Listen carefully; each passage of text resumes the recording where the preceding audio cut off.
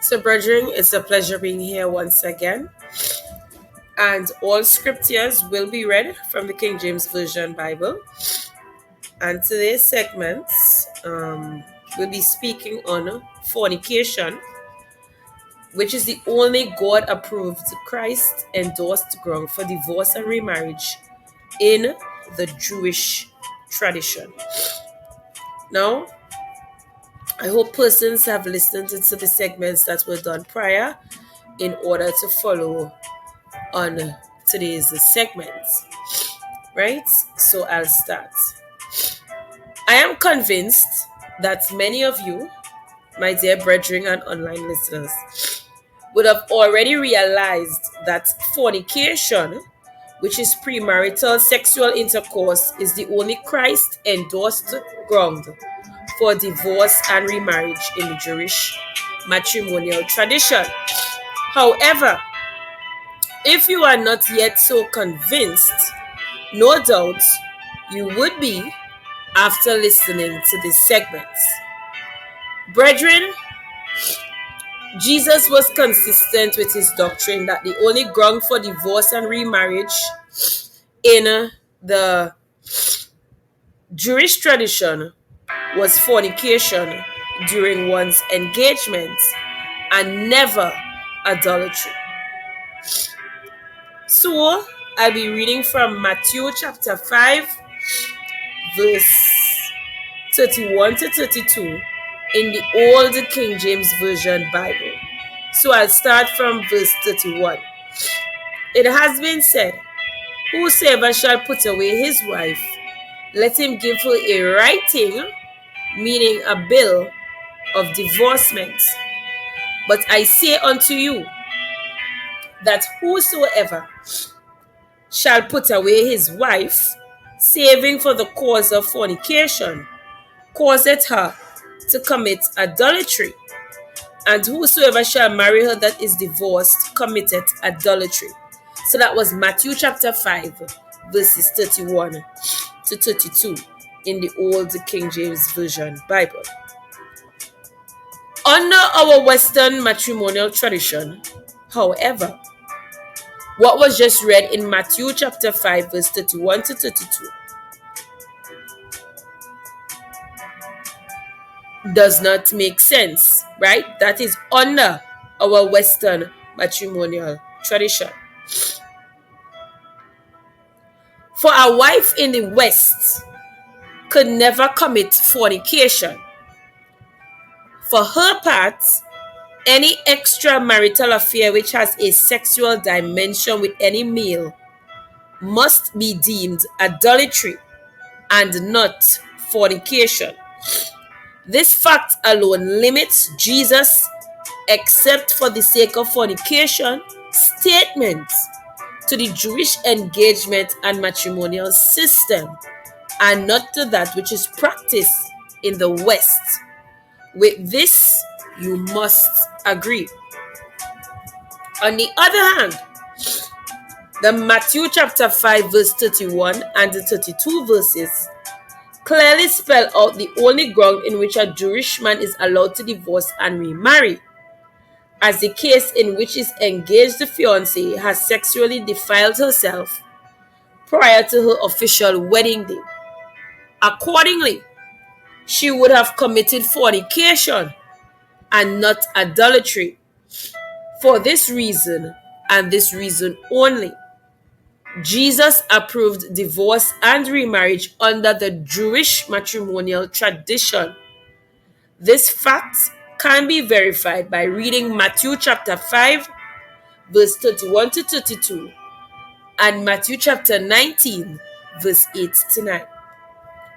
Now, when one remembers that Matthew wrote specifically with the Jewish nation in view, one understands the reason for the "except for fornication" clause in these two passages and its absence in Mark chapter 10, verse 2 to 12, and Luke chapter 16, verse 18. The two other passages in which Jesus dealt with this divorce issue. Now, if my conclusion is a right one, I should be able to provide appropriate biblical evidence to support such a claim. Fortunately for us, the first proof that comes to mind is that which was provided by the birth of our Lord and Savior Jesus Christ himself. Thanks to St. Matthew for this invaluable information, which has been made available to us relative to the Jewish engagement and matrimonial tradition. Accordingly, we observe that when Mary was engaged to Joseph, but before they were legally married, the Blessed Virgin was found to be with child, as in Matthew chapter 1 verse 18. But notice, if you will, that although they were not yet married, Joseph was called Mary's husband. Read Matthew chapter 1 verse 19. In addition to the fact that engaged Joseph was called Mary's husband, please notice also that the angel of the Lord that appeared unto him called engaged Mary Joseph's wife, as the following text shows in Matthew chapter 1 verse 20, which states, "Behold, the angel of the Lord appeared unto him in a dream, saying, Joseph, thou son of David, fear not to take unto thee Mary thy wife, for that which is conceived in her is of the Holy Ghost." So that was Matthew chapter 1 verse 20. And this not all, as the following quote unmistakably reveals in Matthew chapter 1 verse 24 to 25, which states, "Then Joseph, being raised from sleep, did as the angel of the Lord had bidden him, and took unto him his wife, and knew her not till she had brought forth her firstborn son. And he," meaning Joseph, "called his name Jesus." One can read Matthew chapter 1 verse 24 to 25 as confirmation. End time saints, please notice that Joseph acknowledged his engaged virgin as his wife. That's in Matthew chapter 1 verse 24. And that twice in that passage, Mary was called his wife, although they were not yet married. Read Matthew chapter 1 verse 20 and 24. Brethren, the use of the words husband and wife as used in the scriptures could only have been relevantly used to describe this unique Jewish tradition of engagement.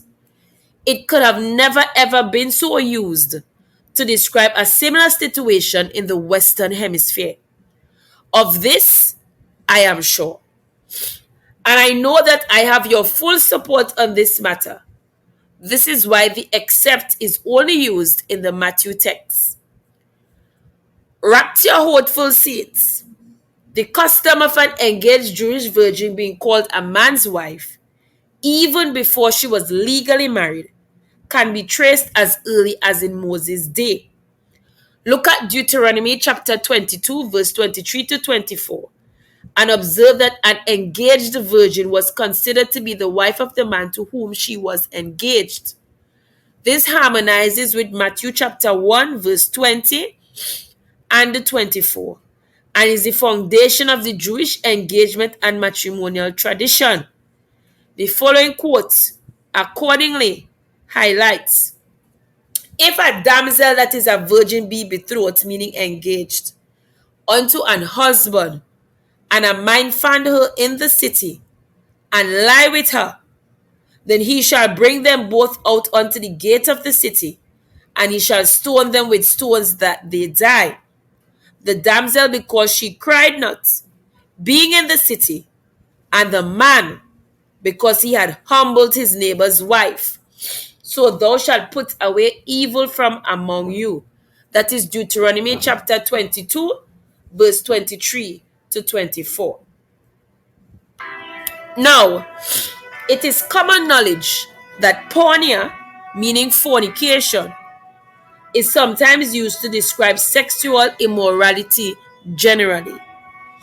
However, When Jesus used the word porneia for fornication and then used moica for adultery, we must conclude that porneia is used specifically to describe premarital sexual immorality instead of post-marital infidelity. Moreover, the fact that porneia, meaning fornication, is often used to describe sexual immorality generally is a phenomenon that is not peculiar to the Greek language only. For in our English language also, several words behave in a similar manner.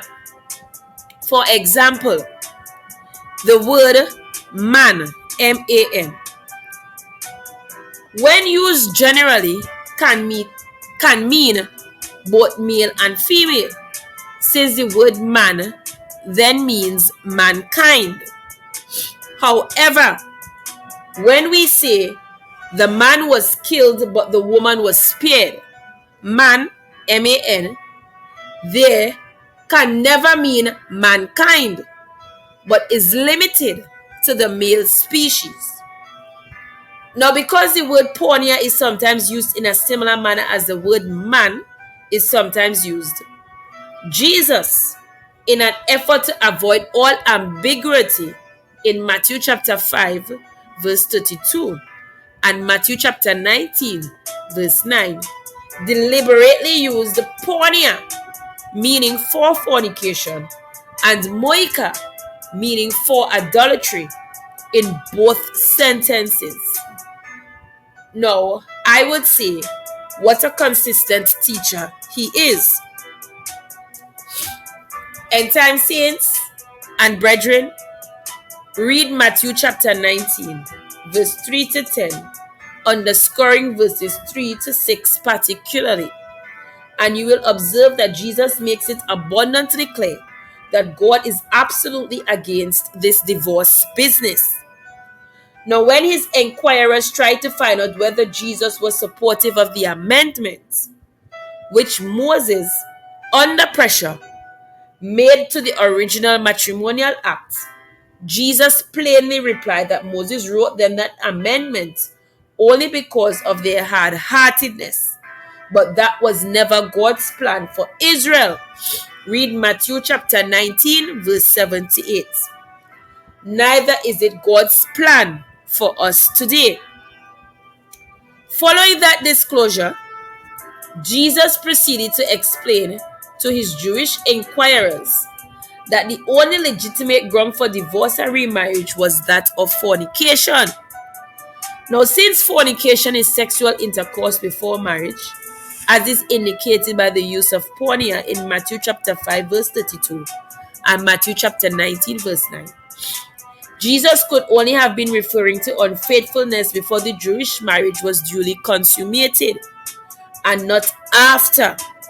For if the adultery was what Jesus had in mind instead of fornication, he would have used the word moica twice instead of porneia, then moica.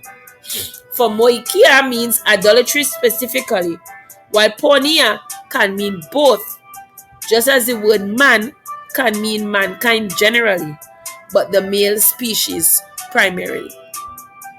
Undoubtedly, Jesus' treatment of this divorce and remarriage issue must be viewed against the background of the liberal divorce and remarriage amendment to God's original matrimonial statute of Genesis chapter 2, verse 23 to 24, which Moses was pressured into writing in Deuteronomy chapter 24, verses 1 to 3.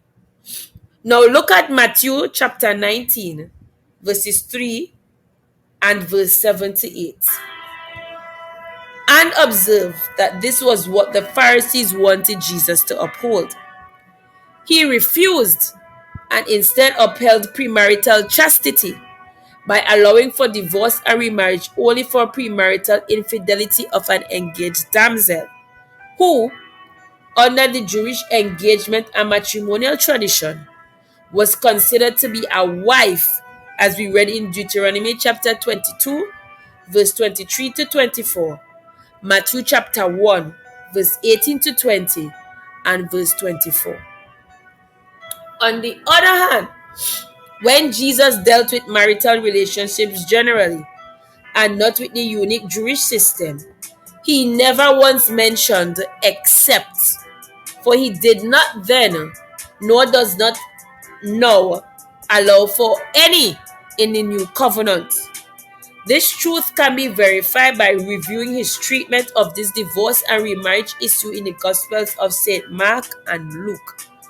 For when specifically asked if it were lawful for a man to divorce his wife, as in Mark chapter 10 verse 2, Jesus replied accordingly. So that I'm reading Mark chapter 10 verse 3, which said, "What did Moses command you?" The Pharisees responded that Moses suffered, meaning permitted, them to write a bill of divorcement and to put her away. Jesus then replied, "For the hardness of your heart he wrote you this divorce precept," right? "But from the beginning of the creation, God made them male and female. For this cause, the cause of marriage, shall a man leave his father and mother and cleave to his wife.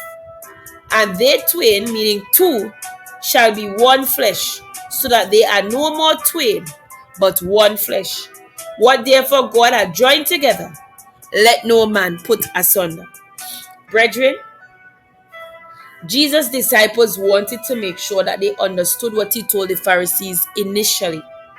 Therefore, when they were together in the house, they again questioned Jesus as to whether it was lawful for a man to divorce his wife. The following was Jesus' second reply to the said question on that very day. And I'll be reading Mark chapter 10, verse 11 to 12, and it states, "Whosoever shall put away his wife and marry another, committeth adultery against her. And if a woman shall put away," meaning divorce, "her husband, and be married to another, she committed adultery." So that was Mark chapter 10, verses 11 to 12.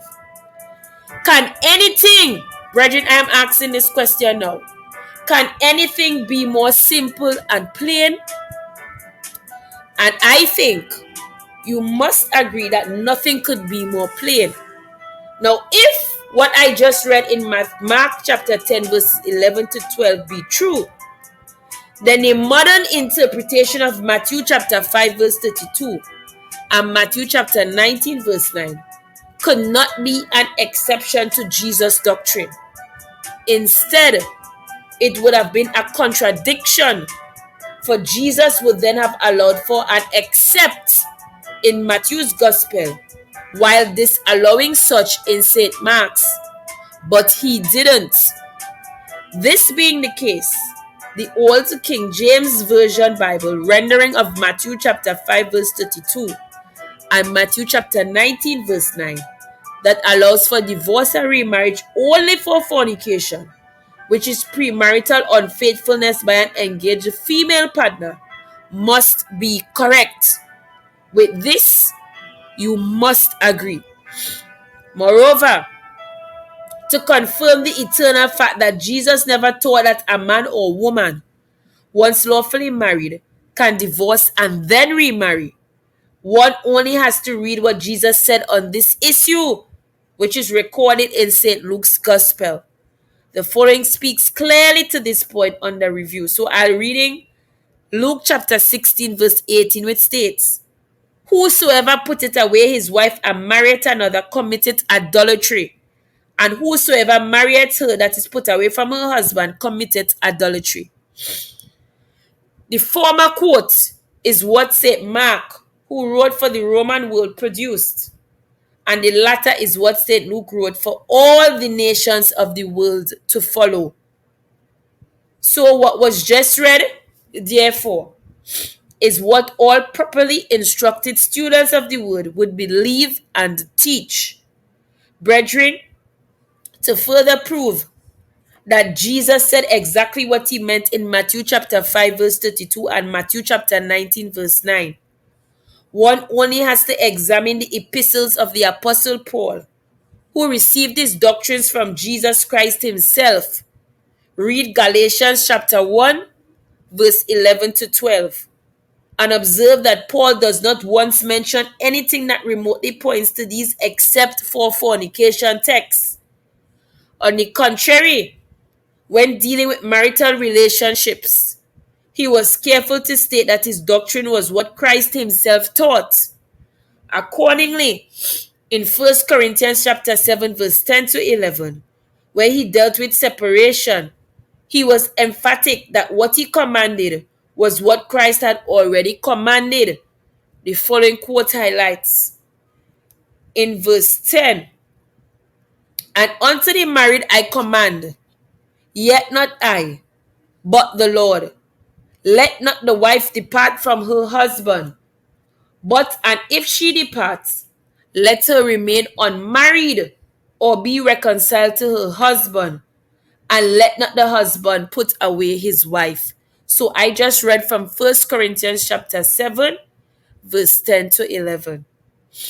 Moreover, in his epistle to the Romans, no provision whatsoever was made for divorce and remarriage in Romans chapter 7, verse 1 to 3.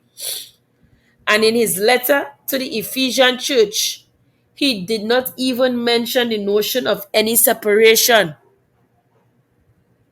Instead, he simply repeated in his own words what was already established in Genesis chapter 2 verse 24, Malachi chapter 2 verse 15, Matthew chapter 19 verse 5, and Mark chapter 10 verse 78. My dear brethren, Ephesians chapter 5 verse 31 surely confirms what I just read, and surely confirms my conclusion that was stated earlier. And St. Paul's epistle to the Romans surely destroys all the liberals' arguments in favor of divorce and remarriage in this dispensation of grace, as the following text clearly reveal in Romans chapter 7 verse 2 to 3, which states, "The woman which had an husband is bound by the law," meaning the matrimonial law, "to her husband as long as he liveth. But if her husband be dead, she is loosed from the law of her husband." Verse 3. "So then if, while her husband liveth, she be married to another man, she shall be called an adulteress. But if her husband be dead, she is free from that law, so that she is no adulteress, though she be married to another man." Read Romans chapter 7, verse 2 to 3.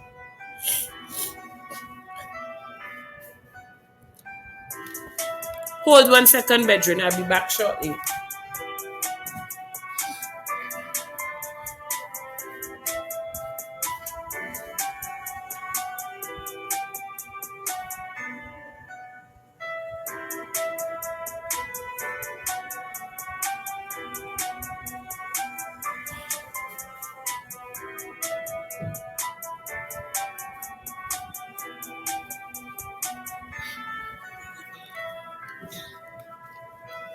Alright, so sorry about that, brethren. So because of these facts, brethren, we can be absolutely certain that when Jesus used the word porneia for fornication in Matthew chapter 5 verse 32 and Matthew chapter 19 verse 9, and moikia for adultery in those said verses, he was, by the use of porneia, Porneia, referring to premarital unfaithfulness on the part of an engaged damsel, as we read in Deuteronomy chapter 22, verse 23 to 24, or as Joseph initially supposed Mary had done in Matthew chapter 1, verses 18 to 20, instead of post-marital infidelity, which would then have been adultery.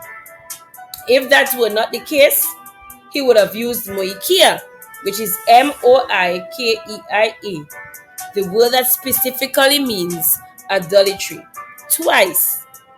instead of porneia than moikia in Matthew chapter 5 verse 32 and Matthew chapter 19 verse 9.